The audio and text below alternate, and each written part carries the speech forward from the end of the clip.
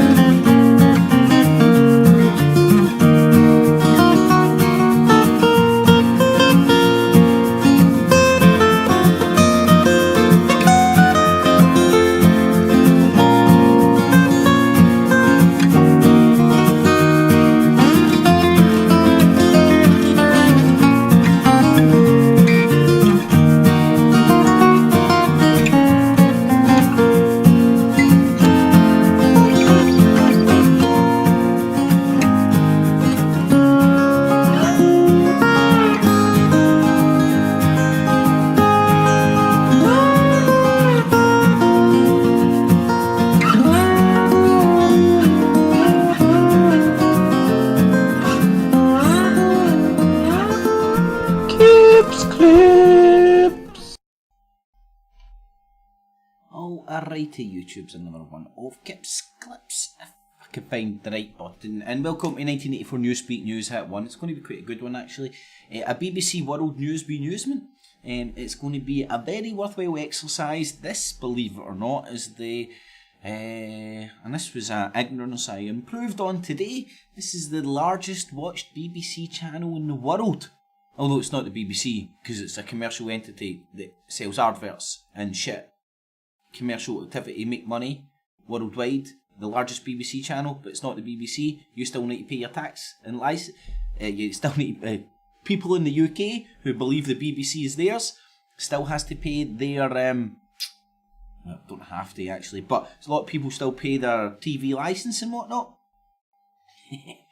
Oh, what a scam. Or is it maybe kind of a self-sufficient, based on commercial activity of a broadcasting corporation, which is nothing more than a mouthpiece for geopolitical agendas. So it's going to be a very worthwhile exercise. In the afternoon, Tommy Robinson, big boy, how you doing? Hope you had sweet dreams last night, big boy. Scottish Ross in the afternoon, one and all. If you appreciate the 1984 Newspeak News at 1 live for Wednesday the 21st of February at any point, feel free to stick a wee thumbs up. It's much appreciated. It helps the channel, it helps the show, and most importantly, puts a smile on my face. It's a BBC World BeNEWSment today. And as I'll be showing you, this is one of the networks that is used to propagandise the Americans as well. It's a network over in America, so we don't get it here in the UK. You're not even allowed to watch the stream on the BBC's directly. You have to look elsewhere for it, but I found one. So we'll be going into that. So feel free to share it with friends, family, foes, help the show grow. Tell somebody you don't know that doesn't know about the show.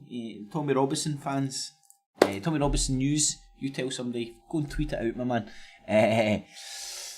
Down below the Patreon and PayPal buttons, if you get any value from the shows I do, whether it be Not the Infowars Nightly News or the 1984 Newspeak News, feel free to use the digital busking hat down below if you get any value from the shows. Alrighty, so first and foremost, let's go to the realest news, a Bitcoin update. It's real news, it's not fake. Hopefully people haven't had a complete lobotomy and a loss of their sense of humour, and we'll get this. and we'll get the actual powerful message, not the powerful message, but we'll get the good analogy behind it. Local hash dealer creates new cryptocurrency called Tick. Now, you may or may not know what Tick is. You may or may not used it. But this sums up and in layman's terms explains exactly what cryptocurrency is. Well, not exactly, but a good analogy, and how it's basically it's fiat, and that doesn't exist, it's pulled out of nowhere. No, but the computer tells me there's an infinite number. It's a commodity, and then once you have a commodity, if you control the markets, the exchanges for this commodity, the ability to move that into anything worthwhile, you control the whole market. So Bitcoin is a commodity market that's as controlled as the rest of the commodity markets worldwide. And a lot of people who love Bitcoin would agree that the commodity markets are controlled. How do they control them? At the exchanges. You dictate a price for this commodity, you control the market. It's not rocket science, it's a very easy... I'm pretty sure the first people with abacuses figured this shit out. But just have a wee read of this, it's beautiful. A young Ipswich dealer is making waves in the local financial markets ahead of a citywide rollout of a hash-based cryptocurrency. It's called Tick, says Jimmy Budgie White, as he prepared for the pre-sale of his new Bitcoin-like digital currency. Budgie Whale claims that each Tick coin... Each Tick coin will be backed by one 50 bag of low-grade weed or one lump of rubber hash, which he describes as the best stuff around, and assures us it's top-range gear, mate. I wouldn't lie to you. That's like fucking Max Kaiser rocking up and go, hey man, aye, Bitcoin, fucking beautiful. And I don't know, I'm all about the understanding. People need to do what they want, man. I think it's getting to the stage where if you understand that Bitcoin's a commodity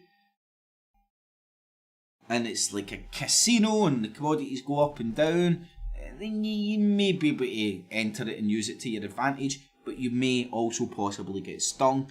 And a lot of the times, let's say it's the people on the lower IQ range who don't actually understand any of it, who think they get an understanding from one YouTube video or what have you, that tends to lose all their money, which on average the lower IQ people don't have any fucking dough. So that's sort of the strong preying on the weak with fucking mass manipulation, which ain't good. So it's what are you going to do? I think the best way to counter this shit is understanding what it is. But anyway, I digress. I've designed Tick to give the little fellow a chance. Bitcoin, it's decentralised. It's going to change the world, man. Max Kaiser with his red shoes and the billions that he's made from the financial markets tells me so. He's telling you the truth. It's the Tick will give the little fellow a go. It's all about giving the poor people something to invest in, boasted Budgie White to Wonderground's financial expert earlier today. Unlike shitcoin, which is up and down more than my customers on a Sunday evening, the value of Tick won't drop. You always get a baggie or a lump on Tick, unless the market dictates otherwise. Oh man, libertarians should fucking read this, man. Or no, I don't know, just people into crypto coins and may have used Tick in the past. This is brilliant. It could be sold out, or you might have not cleared the balance on your last Tick coin, in which case I'll be outside your Maz gaff making shouting gestures through the window with my fingers. I mean, this is fucking... Oh no, it's real. Shh. But a fucking comedy genius in it. The person that wrote this is a genius, man. Rival dealers in the area are not happy with Budgie White.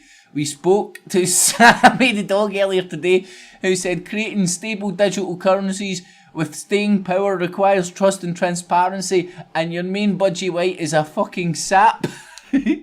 We're launching a rival cryptocurrency, and we're calling it Tick as well. Only ours gets you pills and coke as well as the smoke. So we'll see who'll be the first to float on the Ipswich Stock Exchange. We're going to place Colchester. We're going to place these Colchester, Norwich. The area is their oyster. Oh man, this is so good.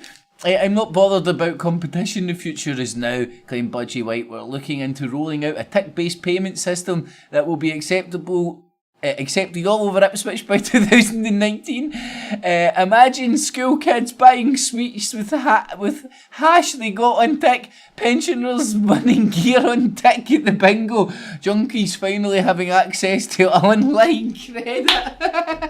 Hey junkie, can't pay this month's rent? No problem. Universal credit, motherfucker. Here's announcing of Coke on tick. Give that to your landlord. Problem solved. We're changing the world over here, one drug deal at a time. Where's my tea? Now I don't know. I don't know how far that will actually communicate. I don't know if that will even work in America, man. Hopefully it will. That is comedy fucking genius. Scottish Ross, it's a joke, mate. It's like satire, man. Come on. Fuck's sake, man. Satire. It's taking the piss out of cryptocurrencies. They're all the same shit. This one's different. This one will give you hash and coke and all that and tick. Oh, man. And the big smiley faces laughing and all that. I don't know up there. You give it away. But drugs, humans, industry, tech. I don't know. That was beautiful. Anyway, let's get to some other interesting things. Ships at Seas, India, part of the East India Trading Corporation. An independent state. 4 lines on the shirt. Gandhi might have been a sellout. Gandhi might have been propaganda to sell neo-colonialism to everybody. I don't know, just saying. Go and look at the business interests. Pretty much the same. There's a few brown people getting rich now as well, but just as many people in poverty. Still a caste system where people are basically born and bred shit cleaner-uppers and stuff, man. But hey, don't you know? Anyway, so India building bases to keep China at bay. Very interesting map. And what you'll see is a lot of competing world powers competing for shit in those areas of interest. While they on land, they try and put the caboose to China's One Belt, One Road initiative, which, by the way, the ships at sea, the shipping lanes there, as you can see in red, bigger ones, they're the geopolitical areas of the world that's going to be getting fought for. In fact, it is getting fought for. There's like sort of the thin ones where less oil gets transported, the thick ones where more oil gets transported.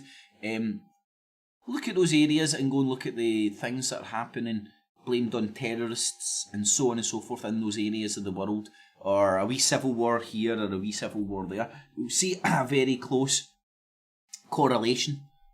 Just saying. Interesting wee bit of info there. Now this is coming out from the Daily Express. Note the Knights Templar sign, revoke a sword and shield. Onward Christian soldiers, owned by Desmond something.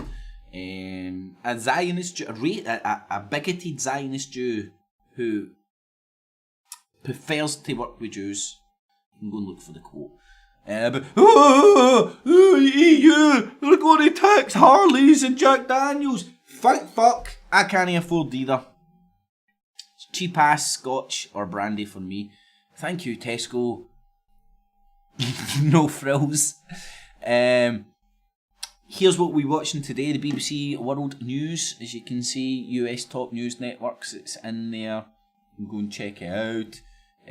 Interesting, here's television news networks in the United States. This is a national cable satellite channel, BBC World News. Interesting thing, BBC World News isn't the BBC, although it's the largest watched BBC channel in the world. BBC News is the BBC's international news and current affairs television channel, but it's nothing to do with the BBC. It has the largest audience of any BBC channel, with an estimated 99 million viewers in weekly in 2015-16, part of an estimated 265 million users of the BBC's 4 main informational news services. Launched in 91, BBC World Service Television outside Europe. It was renamed and changed to BBC World on 16th, blah blah blah, World News. In 2008, it broadcasts news, bulletins, documentaries, lifestyle programmes and interview shows. Unlike BBC's domestic channels, BBC World News is owned and operated by BBC Globe News Limited. Hold on a sec. It's not owned... I'm getting a wee bit confused here. When is the BBC not the BBC?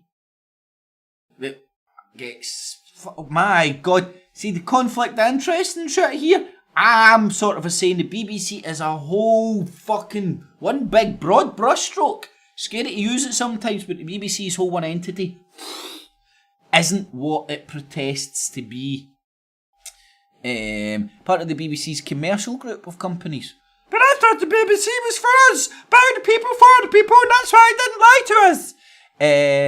And is funded by subscription and advertising revenues, and not by the United Kingdom television licence. It is not owned by BBC Worldwide. So when's the BBC not the BBC? When the BBC's largest watch channel isn't the BBC, it's actually BBC World News, which isn't BBC, it's BBC Limited. Get it? Got it? Good. Shush! Right, so that's what we're going to be watching today.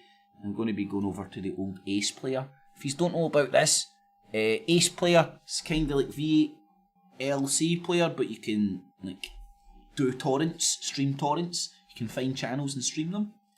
So this is where I got the interesting for people that likes to watch football, movies and stuff. You know, like if you want ever fancy dipping into a wee bit of light relief entertainment, you can find it on Ace Player quite well.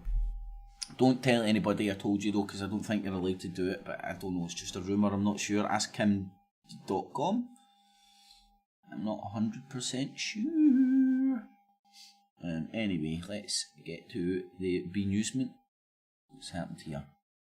Something's not quite right. There we go. All good in the hood in the end. I can find my Miss Lucy about the house. Oh yeah, we'll get a wee good 30-minute. Oh, beep.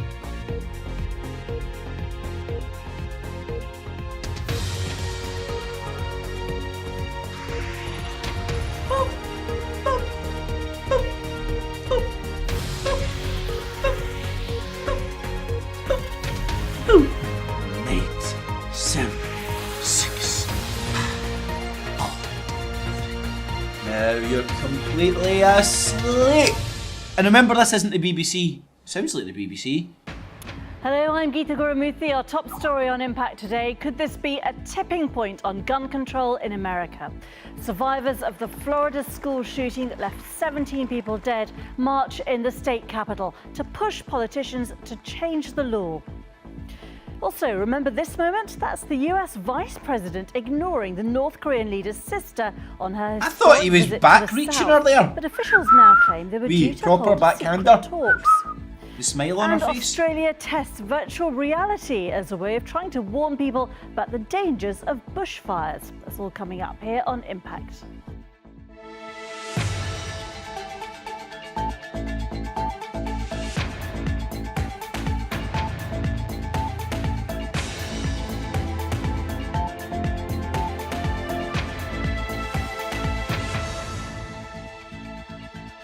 Our buttons here. Gary just sent me a link. Where the hell did it open up? Maurice Boland on the subject of Cliff Richard. Oh, this is the guy that Itchy Richie's that employed Itchy Richie in Costa del Crime. Cheers, Gary. This looks interesting actually. I can't tell you how happy I am that Cliff Richard has been found not guilty of any crime. I was so glad to see Cliff Richard had any changes against him. Maurice Boland's photo.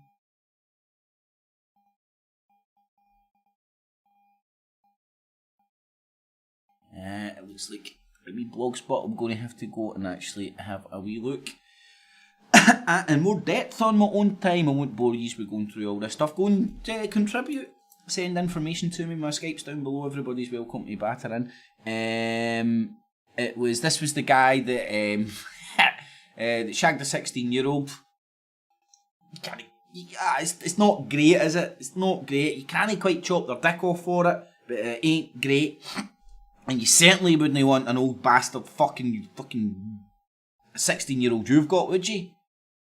That's the crux of the matter. But anyway, That's the guy who employed Itchy Allen on his Costa del Crime from a 5-star hotel in Costa del Crime. Itchy Allen, who no longer is part of the Truffaut Industrial Complex. Anyway, thank you, Gary, for that. Let's get back into the BeNewsment. Survivors of the Florida school shooting that left 17 people dead last week are gathering in the state capitol to press politicians to take more action on gun control. President Trump has now backed a move to ban the accessory devices known as bump stocks that turn rifles into machine guns. It was used by a gunman. I noticed this last night when I got off my show, and was it last night or was it after yesterday's 1984 news, and it's like the absolute crux of this matter. Either argue about changing the fucking Constitution in America by making an amendment to the Constitution, or stop arguing about fashion accessories. Ultimately, this is a win-win by everybody, isn't it? One side, and the government wants more control, full stop, is going to end up with more fashion accessories, which it's going to fuel more fashion accessories, more rules, more regulation, more legislation, and at the same time, gun control is going to go up.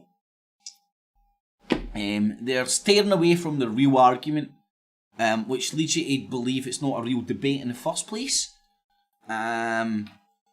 Why this shit's happening, who knows?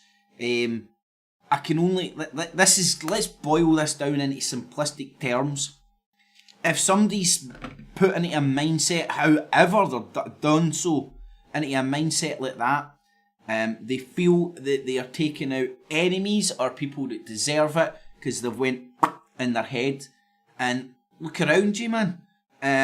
People are traumatised to all sorts of different levels, by all sorts of different shit, acting all forms of fucking craziness, man, across the spectrum. This guy's the guy that, whatever happened here, God, somebody phoned into Mike Rivero and was like, hey man, my next door neighbour was fucking there and he watched the CCTV. It sounded genuine. I watched the CCTV and hey, I'm just telling you that like it was what actually the mainstream media are saying. It was Mike Rivero's like, ah, puppy cock, I believe, and he tells people not to believe in shit, and you're like, well, hold on, man, right? You need to either call that guy a liar, which didn't sound like for 1 second.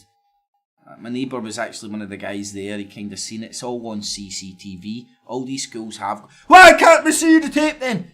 Maybe it's fucking horrific. Maybe the people that fucking actually can see this tape will wow, we don't want the parents of these kids seeing this shit. It will destroy them. Here's another thing as well that all the conspirators fucking love. Look, oh shit, I shouldn't. Anyway, just think about this. I could easily go the amount of funerals I've been to in my life, I don't know, on one hand maybe, right? But you could easily take me there. And do you know what? These funerals that I went to, do you know, they were real, believe it or not. I was actually there. I experienced it. I seen some of the actual real dead bodies. Woo!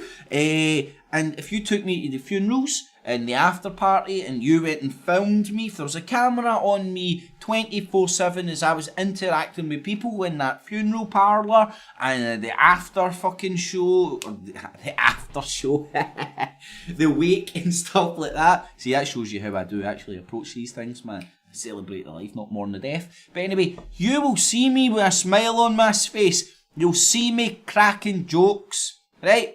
This isn't because there's big mad conspiracy and these people weren't dead and it's Godivers and all that. It's because different strokes for different folks. People act differently in times. Some people and pure... And this doesn't enter into people's brains. Do you want to know why? Because they're fucking under the power of suggestion of the Truffaut Industrial Complex, which these normalities don't even ring a bell because they've had some cunt that's convinced you they're an expert because they watched 3 series of CSI. Oh look, nobody acts like this and this. Have you ever been in a position of terror like that? You want to know how I act, man? I remember what age was I? About 12-year-old, 13-year-old. My mum's in a car crash, swipe right into the fucking back of me, man. As the car was spinning around, I'm like, I'm gonna kill this fucking prick! Who the fuck's My ma's sitting there. I wouldn't even freaking say a bad word in front of my ma. But the car's been hot. I'm like, spinning. I'm gonna fucking going off my nut. Another time when my sister was now. Honestly, this woman in my family can't drive. She's shit happens. My sister was in a car crash, right? It wasn't a car crash. It wasn't anything bad. It's like coming together at a roundabout between a motorcyclist and my sister, right? Probably my sister's bad. Don't tell the insurance shit that. But and what happened? Everybody's bottles going. I was the first one to bounce out the car as everybody's fucking arseholes going. Everybody's in shock. Helped the dude up. The motorcyclists tend to be alright if you're not getting crushed and shit. The guy was alright. And then I had the presence of mind to like, boom, with my camera, just start taking pictures before the motorcyclist. Because, motorcyclists tend to be like fucking petrol heads and stuff like that. Tend to know the insurance world quite a lot and all that. And would be... have probably, as soon as he gets over the fucking shock of coming off his bike, would have the presence of mind to start...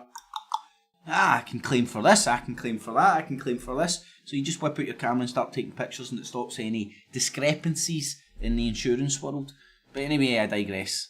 Don't let fucking complex thinking ever come into your world, man. It's just a false flag. Mike Rivero told you so. He knows it because of Sandy Hook. At the last minute.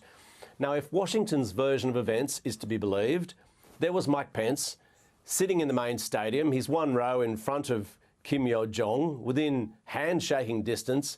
He doesn't even turn to her and say something like, "See you tomorrow." You see, at that point, he still thought the meeting was going on. They were going to go to the presidential Blue House in Seoul. I've seen the North Korea news. I know how they talk. Kim Jong-un, via his sister, sent the invitation for South Korea's President Moon Jae-in to visit the North. But, as I say, the North Koreans pulled the pin on it. Now, we're getting information on this from the State Department and from Vice President Pence's spokesperson. It seems the reason they're telling us about this is because they're trying to counter the impression that he somehow blew it by not grasping this chance to try and meet the North Koreans during the Winter Olympics. There's going to be a lot more discussions about this. US says Pyongyang cancels big blow, I guess, to South Korea's President Moon Jae-in, because he'd said to the North Koreans, "Come on, you've got to speak to the Americans." It was also... Right, one thing, the small thing I know is probably debatable and probably getting it wrong, but anyway, I'll throw it out there for fucking the prospect, for the purposes of making myself look stupid. Like the Koreans and fucking the Middle Eastern, the China people and all that, they all, don't fucking disrespect me, don't disrespect my family. It's all about respect and a lot of social norms which we don't understand and don't exist over here. But the purpose of diplomacy and like meeting these people diplomatically and stuff, these people would know this stuff. Right, even including, let's say, Mike Pence is a fucking dumb bastard, which I don't think he is, to be honest. But anyway, what I'm saying is the interactions he had would have been deliberately there to scupper any talks. That's kind of my argument. It's kind of what happened there was such a massive. Mike Pence might as well took his dick out and started slapping her over the face. I think that's less of an insult to those people, right? So this shit that's now getting talked about, in my humble opinion, will be overall used by the Western media, which the BBC's part of. When the BBC's not the BBC, it's the BBC World News. It's not the BBC, remember. This will be getting used as part of trying to make just some sex magic you worked on me there. It's on the BBC as well. I wonder who it is. Anyway, enough of the sex magic. This will be getting used to provoke. This is getting used to provoke North Korea into some sort of a tit for tat bullcrap, which leads me to believe. Look at the. Is it the Korean War or the Vietnam War? If you go and look into how it was started, each side blames the other, but ultimately it looked like the West, the American entities, goaded the Vietnamese into an attack, and then they pointed, when the Vietnamese have attacked us, boom. It's happened before many a times in history. False flag! Not thinking about the Pence visit, I mean, a lot of other things are going on. It's not at all a focus of attention. So I don't think the audience is a South Korean audience. Maybe it's an American audience. One curious twist to this is by coming out and saying this, the Trump administration is actually setting a new set of expectations to the American public to say, you know what, we will sit down with the North Koreans. We would have done it, but they pulled out at Pyeongchang. So, there are a lot of different ways, I think, to interpret what's going on. Yes, and it does confirm that some sort of back channels or some process has been in play. Could we see progress now? Well, progress is an elusive thing when it comes to North Korea. And, on the core issues that the Americans are concerned about, the nuclear and missile issue, there's no easy, obvious solution. I think there is the possibility of a kind of negotiation that would at least make some modest progress. Chinese saying it was the Korean War. The South goaded the North into attacking, and then they attacked, and they went, oh look! Can't remember the exact details. It was quite convincing actually, because I think both sides kind of admitted it. It was. Let's listen to a wee bit more of North Korea war rhetoric coming directly from you, from the BBC, when it's not the BBC. Open in the same way between Washington and Pyongyang. So I think there's a real possibility of it, but still the challenges are formidable. Okay. Professor John Jaluri, thanks so much. You bet. Now, for many people from the Philippines, working overseas is a vital way of earning enough money to guarantee a comfortable future.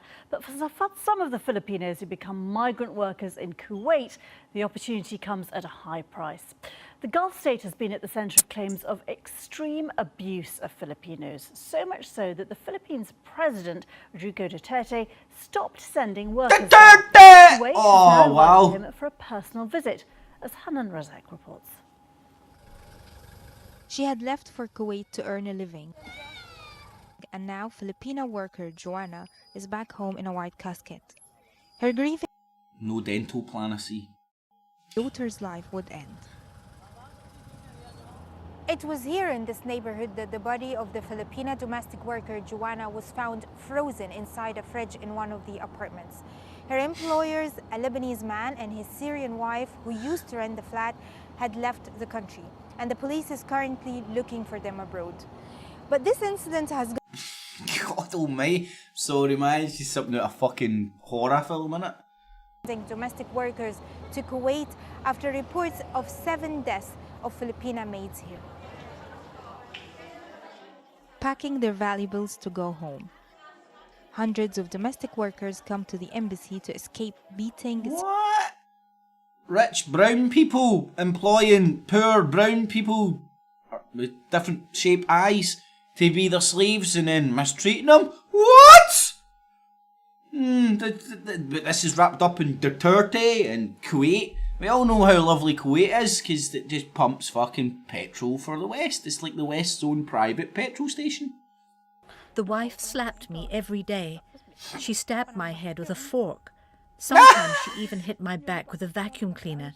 She spilled hot water. Other times my feet were ironed. She once asked me to go out to the balcony completely naked so passers-by could watch. More than a quarter of a million Filipinos live and work in Kuwait. More than half of those are domestic workers. But the domestic workers? Fucking economic slaves, dumb fucks! Around 5,800 cases of maltreatment and complaints from our workers. And they're not your workers, you're slaves, and you're allowing this shit to happen. That percentage in terms of Duterte, get your army and fucking go over there and batter fuck out them. The Kuwaiti government says it's doing that. everything it can to protect workers. We care for all foreign workers here, and we're working towards taking measures for these incidents. Sounds like it, T-Tail fucking head. Kuwait and the Philippines say they hope to reach an agreement soon on how to further protect domestic workers. Meanwhile, Kuwait, Gary, I know. Filipinos here say they want to see tangible Aye, cheers, steps Gary, for that which on the will make Skypes, them mate. I'm feel going to be safe. checking that stuff out. Hanat Razik, BBC News, Kuwait. Do stay with us here on BBC World News. Much more ahead. Nowhere to hide. People in Syria's rebel-held eastern Ghouta struggled to find shelter as the bombardment continues. Very unresponsive volume thing, which is a pain in the arse, but anyway. We are Adverts. Hainan Airlines. Let us Adverts introduce you to on a the whole BBC. new world of flying. Our staff are with you from the ground to the air, and we are the only Chinese airline to have won 7 consecutive 5-star ratings from Skytrax, ranked for the first time as one of the top 10 airlines by Skytrax. Wherever you are going, your destination is ours. I mean, see those adverts, I always know they're aimed at me, you know, 5-star fucking everywhere. Nah, that's for like Max Egan and all that. You know, the guy, the old dying guy that's always too tired to travel, that never stops travelling to Acapulco and all that. Prices, banks manage interest rate changes, and airlines hedge fuel costs, all so they can manage their risks and move forward. It's simply a matter of following the signs. They all lead here. CME Group, how the world advances. Aye, I know that well.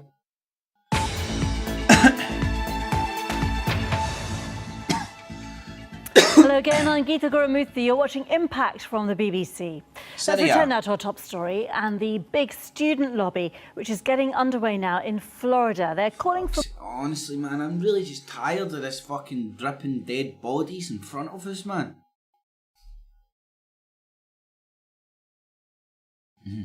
Richie should do a show on Dirty! You're right, Gary. Oh, what the fuck's this? More fucking gun control piss from the BBC. Together, under one blanket and say, enough is enough. We can't have any more school shootings. We cannot lose more friends. Well, you're no luck then, mate, because there's going to be plenty more while everybody's getting their panties in the twist fucking about it and not fucking actually having any sensible policies to actually sort this shit out. Well, everybody's making it sexy and just constantly talking about it. Monkey see, monkey do.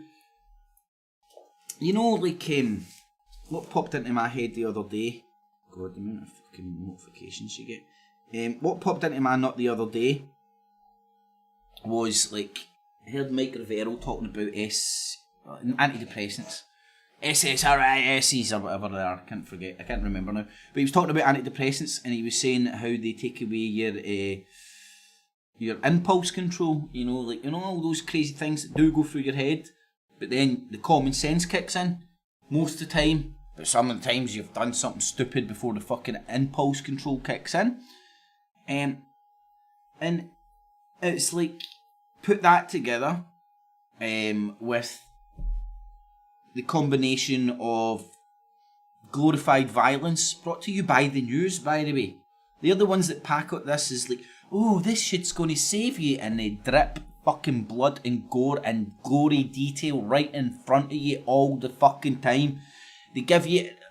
I remember back in my day, here's a good example, Crime Watch, who used to watch it, and they would give you like a wee, this is what happened, a photo fit, and like a clearly obvious acted wee sort of a thing, so you could get the idea of what happened and maybe clues that might help somebody's head.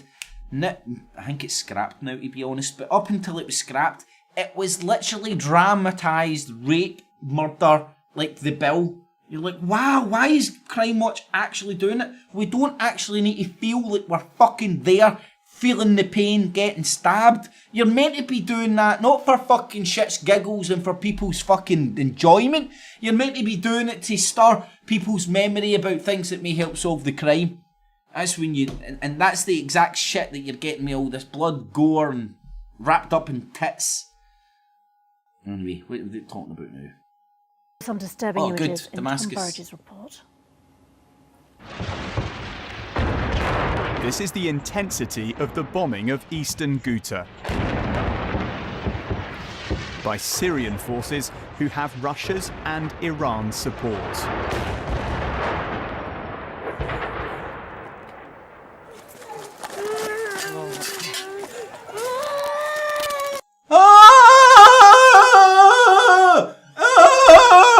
Right, man, when you're making omelettes, eggs get broke. Unfortunately, what you're seeing here is the eggs getting broke when there's a fucking country in a war.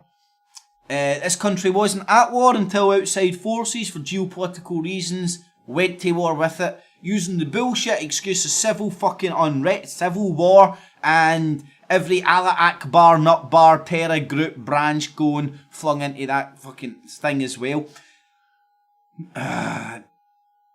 Just don't go to war. War is over. If you want it.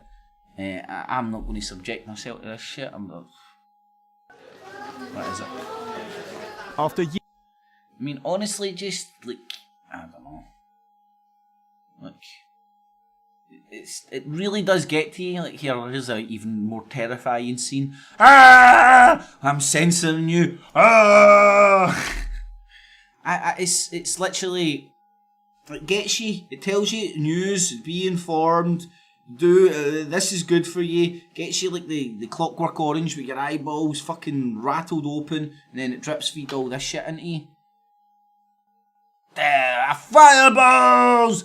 Fire, death, destruction! Oh, a man at a podium. Here's some news. Wow. East Ghouta with the ongoing slaughter of trapped civilians and woefully inadequate. I don't know about yous guys. I definitely believe those titties. I mean her. Definitely believe her. Definitely believe her. I'm sure she got the job not because she's very pleasant in an eye and can sex magic shit into your nut, guys. Access for humanitarian actors. Russia must end its support of the Assad regime and its allies. I think every government spokeshole should be a Quasimodo. Then you're in no doubt you're not getting hot with any of the sex magic shit. They're responsible for the attacks, for the dire humanitarian situation in East Ghouta, and for the horrendous civilian death toll. Did you hear that? My daddy!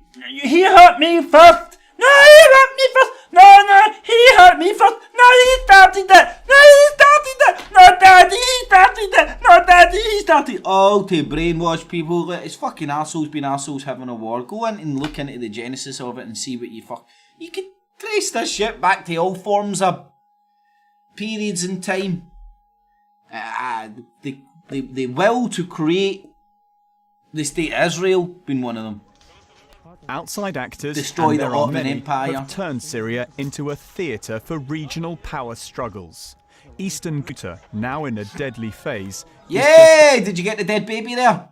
We should have paused it in the dead baby. That the latest tragic chapter. Tom Burridge, BBC News. We've Breaking just news, hearing, people. That the American evangelist Billy Graham has died. He was evangelist! 99 years old, and he'd been suffering from Parkinson's disease for several years. He gave up his job as a door-to-door salesman to spread the Christian message across America. He was hugely well known. He became an advisor to many presidents, and he was ordained as a Southern Baptist minister. He became internationally well known as an evangelist Christian, but the news just coming in now that Billy Graham has passed away after suffering from Parkinson's disease. God works in mysterious ways, my friend. We'll bring you more on that as it comes in. Virtual reality is being used to warn people in Australia about the dangers of bushfires. A simulation showing what happens if you don't leave your property is being tested in the state of Victoria. Hal Griffith went to see it for himself. As the embers land and the panic sets in, this is what it feels like to be in a bushfire. It may be virtual, but this video shows the real consequences of not leaving early and making the wrong choice. That was scary. Shaking so bad. It was pretty scary. Yeah. Does it make you think you're actually facing?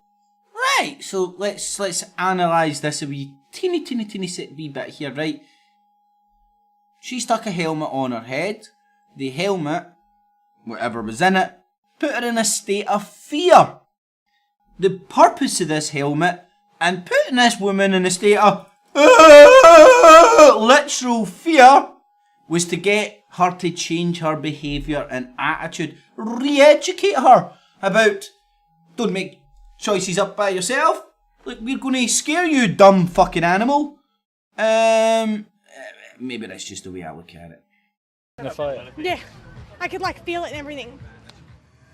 The video's being toured around the state of Victoria, which 9 years ago experienced Australia's worst ever bushfires, killing. Right, so here's the government trying to warn people, Australian government trying to warn people about stuff by strapping a helmet on their head and injecting fear into their nut. At the same time, there's little kids out there moaning at their mum and dads to buy a helmet to strap on their nut so they can play alone in their bedroom. Beautiful. 173 people. Reliving the experience can be pretty confronting. Unbelievable how realistic it actually seemed. Yeah, it's pretty crazy, and yeah, bring back a lot of memories too. Yeah, just especially driving along the road in that last scene there, and the tree falling down and all that sort of thing. Yeah, there's a lot of that going on.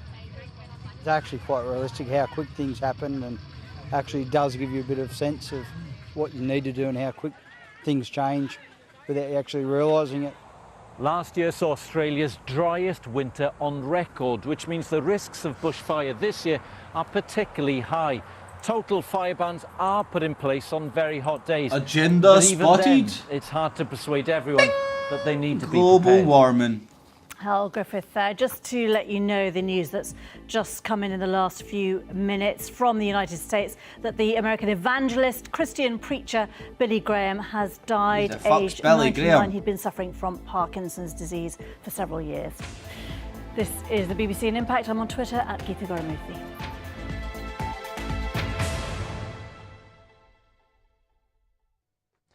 Hello there. Much of the European continent is heading into a big freeze as we head on into the next few days of the weekend, certainly into next week, and it could last weird. It's been dead warm here the last couple of days as well. Meanwhile, we've got a big area of low pressure across central eastern parts of the Mediterranean. This is bringing some rain, some thunderstorms, also some strong winds, and with any elevation, it'll be falling as snow. Further north, because of this big area of high pressure that's building in, it's going to be dry and largely settled, but it's pulling in a lot of cold air from the northeast. Those temperatures really will be suppressed across much of Eastern Europe, as you can see. Not too bad across the Eastern Mediterranean, but here there will be some disturbance. Get up to Britain. Fuck the rest of them. Continuing throughout Thursday. A fine outlook across much of Spain and Portugal for now, but those temperatures will be coming down across the north, as they will be warmer than London. The British Isles Island, and already a cold feel to things across northern Germany and into Scandinavia. Now, the snow will continue to be quite heavy over the higher ground, the Balkans, as we head on into Friday. Looks like it could be quite wet across southern Italy into Sicily, potentially into parts of western Greece as well, because of that area of low pressure. Whereas further north and west, A-Stream, Google A-Stream and any channel you want, and sometimes you can get literal HD quality live streams that you can pause and record and all that. We need to try for other news channels and stuff as well, and any ones that people can get, feel free to send them to me. Let's see the other link Gary sent. Open up. Equality Release Victims Association law firm request Baron de Rothschild summoned. I think he's talking about Boland. Hold on, let me get this. Oddly enough, Maurice Boland, the guy that employed Itchy Richie in the Costa del Crime, mentions a Rothschild patron in his Marbella Estates webpage. Good, well spotted, Gary. No doubt related to this one, fraud in Spain by Rothschild. It's amazing the web that the Truther Industrial Complex really weaves. And again, I was speaking to somebody yesterday that met Itchy Richie, and he's meant to be a 6.5 foot fucking big fat fucking Grant Mitchell type. So thank you for that stuff, Gary. I'm glad you see you're adding to the Truther Industrial Complex family tree, man. That's what it is all about. So thanks for joining, everybody. Hopefully you enjoyed the 1984 Newspeak News at 1 for Wednesday the 21st of February 2018. It was a BBC World News, a BeNEWSment. Very worthwhile exercise actually having a look at the BBC, the channel that isn't the BBC. If you're not aware of BBC World News, it's the largest watched BBC channel in the world, but it's not owned by the BBC.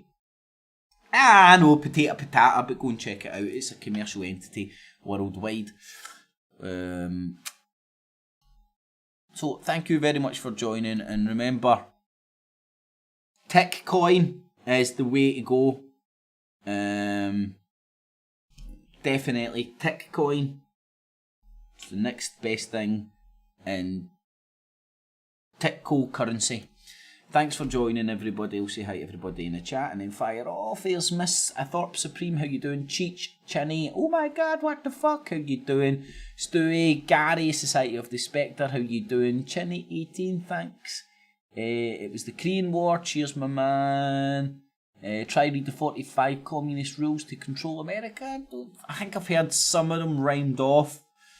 And like a lot of these things where you can go through it and it ticks a lot of boxes. It's like the Learned Earners, like the Learned Elders of Zion. It's like Albert Pike's predictions. I don't know, I need to go and look at it further. And the source of it and the timestamp of it and stuff, and whether it was created to demonise communism or it actually genuinely came out of communism. You know, that's the approach I would have on it, Chinny. I've not scratched beneath the surface of it too much. Oh my God, what the fuck, Blazing? How you doing? Scottish Ross, Tommy Robinson News, how you doing, my man? Gary, Scottish Ross in the afternoon one. And also, if you've appreciated it, stick a wee thumbs up, share it with your friends, family, foes. Help the show grow. I do rely on you guys and girls at home to try and tell somebody that doesn't know about the show who you think might appreciate it. If you get any value from the show, consider using the digital busking cap, the Patreon and PayPal buttons down below. If you've got any spare change and you get any value from the show, consider using the Patreon and PayPal buttons down below. And a big thanks to everybody that has and does. Alrighty, YouTubes, I'll catch you back here tomorrow for another Newspeak News at 1. I shall figure out what network I'll be doing tomorrow when it comes. Alrighty, YouTubes, thanks for listening. Catchies! Keeps clear.